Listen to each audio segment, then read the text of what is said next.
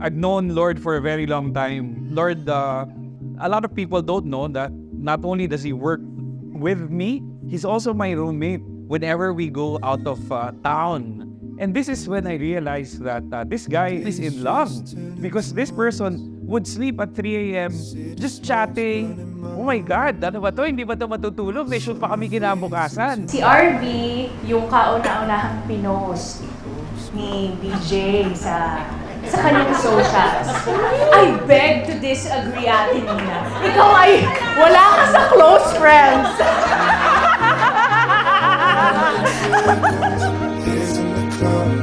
Some kind of heaven here with your love. Stay with me until we leave the ground.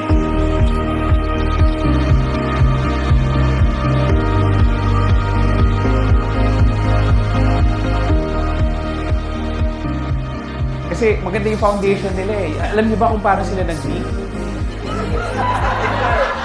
There's this website called christianmingle.com. And Regardless of how you met, I know na pinagtagpo kayo ng tadhana first. We come from a very conservative family.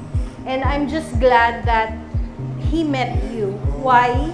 Ikaw yung naging reason bakit lumakas yung loob niya. And he's now the happiest that I've seen him because napapakita niya na yung talagang kung sino siya.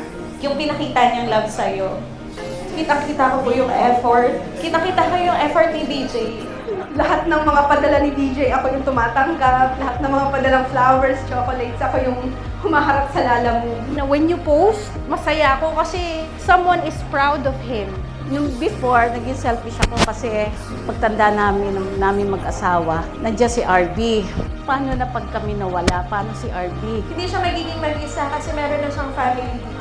On the world that you're living in, it's very hard to find a lifetime partner. And you found each other. But I'm very thankful sa'yo at saka sa mga families natin for accepting us for who we are and everything that we do. With every passing moment, thoughts of you run through my head. Every time that I'm near you, I realize that you're heaven sent. he already told us that I'm going to propose na by March. Kasi naiyak na talaga ako. Parang, uy, it's nice to know that there's a future plans. Kasabi ko itong inantay. And now, na ito na siya, nangyayari na. Ibang klaseng goosebumps yung nararamdaman. Pag sinasabi ko, I love you more, hindi yun out of habit. I love you more than the bad days ahead. And I love you more every single day.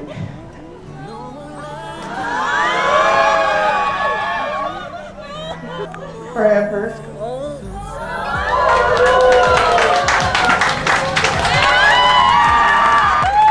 Alam mo, dito nga lang ako naka-witness ng the happiest version of DJ. It's the calmest I've seen him. It's the happiest I've seen him. Kung saan sila maging happiest, yun na rin yung happiest para sa amin. You want the best for him, and I'm so glad that he found someone who genuinely makes him happy. We cannot wait for your wedding. We're super, super excited for your wedding. Wherever it may be, we will be there. Mga naririto, tayo din ang pupunta. I've seen you happy before, but I have never seen you this calm and happy with RB. With that, praise to the Lord. I love you both and congratulations.